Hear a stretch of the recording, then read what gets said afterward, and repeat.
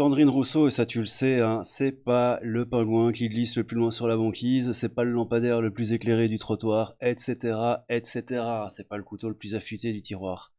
Mais là, vraiment, on se demande en fait pour quelle équipe elle joue, sans déconner. Boualem Sansal, demain, hein, dans 24 heures, et ce sera le procès de Boualem Sansal, et son avocat s'est fait retirer son visa, donc Boualem Sansal n'aura pas d'avocat.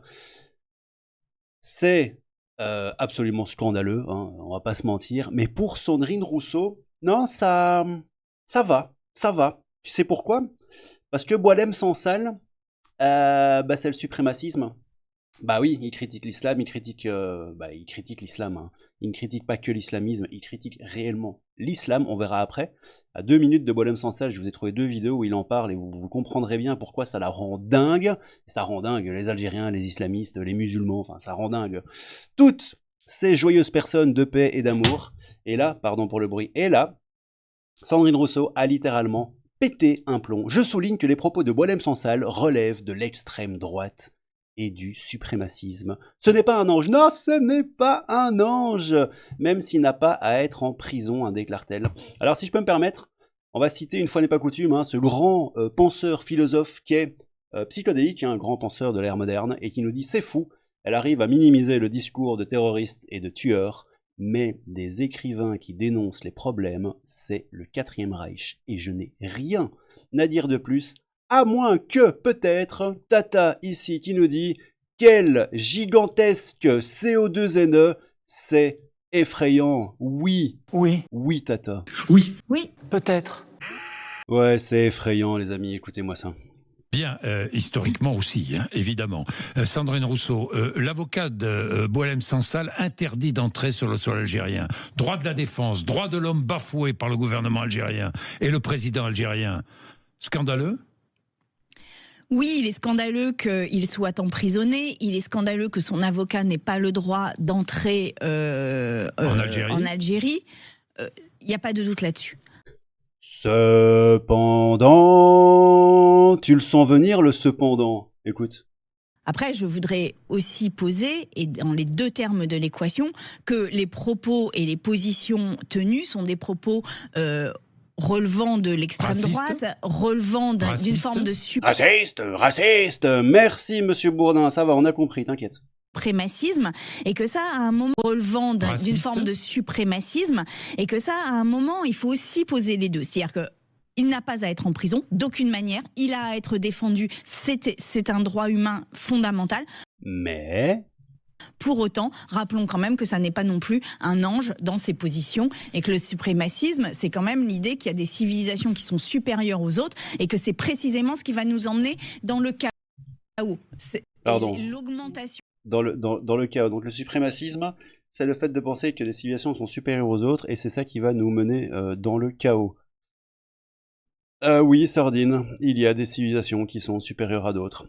Entre la civilisation qui a créé, bon, pas pour parler du Covid, hein, mais qui a fait des vaccins, qui va sur la Lune, qui a fait les micros, là, tu vois, le truc dans lequel tu parles pour que tout le monde puisse bien entendre tes débilités, et des civilisations qui ont, après 3000 ans, découvert la recette du beignet caca. C'est une affaire qui défraie la chronique dans les carrefours, les buvettes et autres lieux de rencontre de la ville d'Obala. L'un des points de vente des beignets bouillis haricots les plus populaires du centre-ville a été scellé ce 4 juin par les forces de maintien de l'ordre pour pratique de sorcellerie et empoisonnement.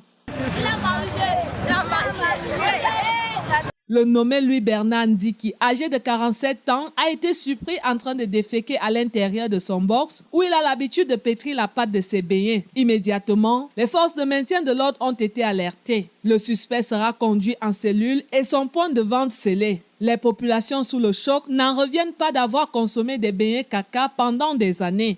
Selon ces consommateurs outrés, le fait de déféquer dans son atelier de beignets renvoie à une pratique de sorcellerie qui consiste à introduire des sels dans la farine afin d'attirer mystiquement le maximum de clients.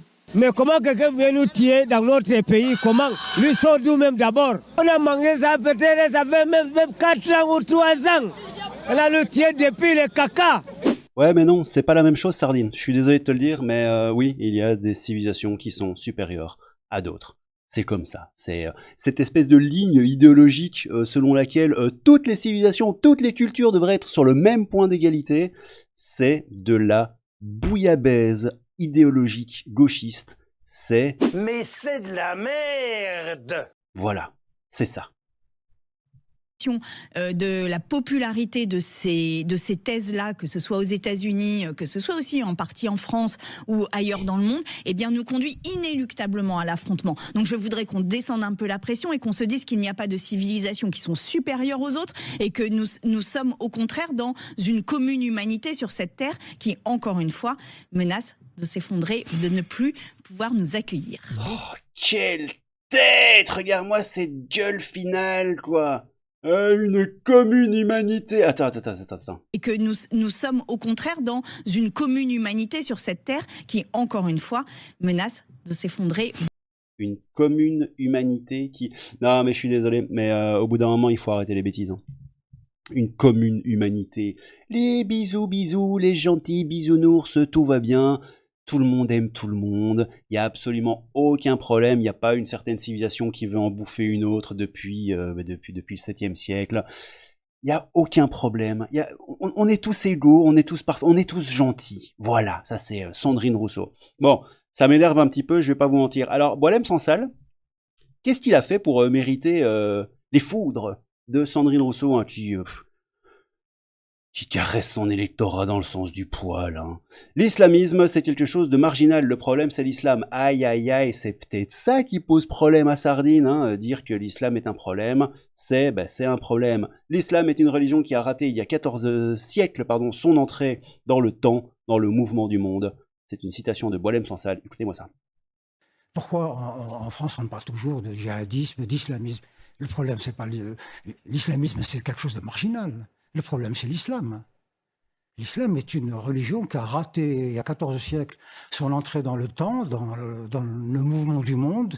Et écoutez-moi ça ici, ça vient de Vivi Apostat qui nous dit « Boualem Sansal, emprisonné en Algérie, son analyse sur l'islam l'a mis en danger de mort. Séparer l'islam et l'islamisme est idiot. Croire en un islam modéré est faux. » Et je suis 100% d'accord avec ça. L'islam est conquérant et prosélyte. Écoutez-moi ça.